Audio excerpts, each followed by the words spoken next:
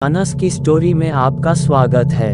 आज फिर हम एक नई कहानी लेकर आपके सामने उपस्थित हैं। अगर आप लोगों के पास भी कोई डरावनी हॉरर स्टोरी है तो आप हमें इंस्टाग्राम पर डीएम करें। तो चलिए शुरू करते हैं। आज की कहानी। शहर की भाग दौड़ से दूर एक छोटा सा गांव था जिसका नाम था शांतिपुर। यहाँ के लोग सरल और प्रेमपूर्ण थे।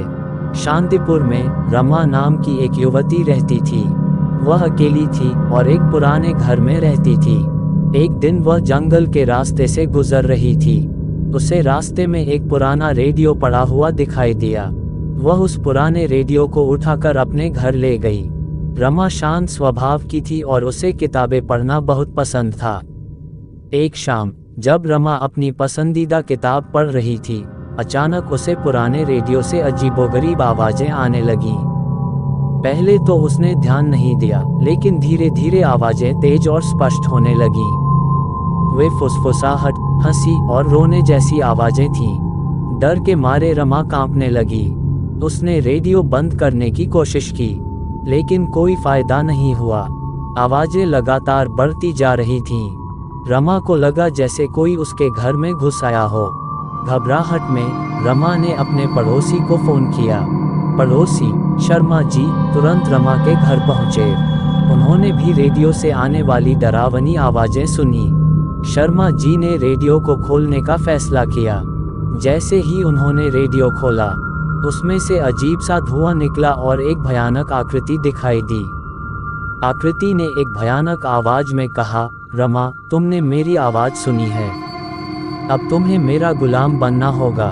शर्मा जी और रमा डर के मारे हिल गए। वे कुछ सोच समझ नहीं पा रहे थे। धुआं धीरे धीरे कम हुआ और आकृति गायब हो गई। शर्मा जी, जो एक बुद्धिमान व्यक्ति थे, उन्होंने रमा को बताया कि यह एक आत्मा का काम हो सकता है।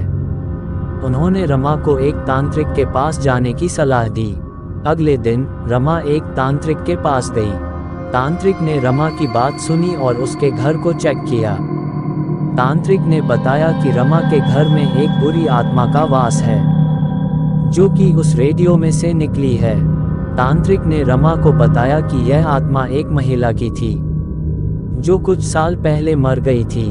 महिला बहुत क्रोधित थी और बदला लेना चाहती थी। तांत्रिक ने रमा को बताया कि आत्मा को शांत करने के लिए उसे एक विशेष अनुष्ठान करना होगा। अनुष्ठान बहुत खतरनाक था, लेकिन रमा के पास कोई दूसरा रास्ता नहीं था। अगली रात तांत्रिक ने रमा के घर में अनुष्ठान शुरू किया।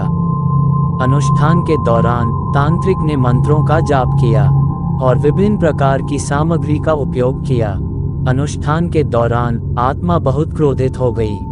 उसने रमा और तांत्रिक पर हमला करने की कोशिश की, लेकिन तांत्रिक ने अपनी शक्तियों का उपयोग करके आत्मा को शांत किया। आत्मा ने रमा से माफी मांगी और उसे छोड़ दिया। अनुष्ठान के बाद रमा को बहुत राहत मिली। उसने तांत्रिक को धन्यवाद दिया और अपने घर वापस चली गई। इस घटना के बाद रमा का जीवन बदल गया। वह अब पहले जैसी डरपोक नहीं थी। रमा ने रेडियो को फेंक दिया और उसने कभी भी उसे वापस नहीं लिया। रमा ने अपनी जिंदगी में आगे बढ़ने का फैसला किया। उसने एक नया घर किराए पर लिया और एक नया जीवन शुरू किया। रमा ने कभी भी उस भयानक रात और उस अजीबोगरीब आत्मा को नहीं भुलाया। अंत। अगर आपको वीडियो अच्छी लगी हो तो प्लीज़ वीडियो को लाइक करें और चैनल को भी सब्सक्राइब करके बेल नोटिफिकेशन को ऑल पर प्रेस कर दें। Thanks for your watching.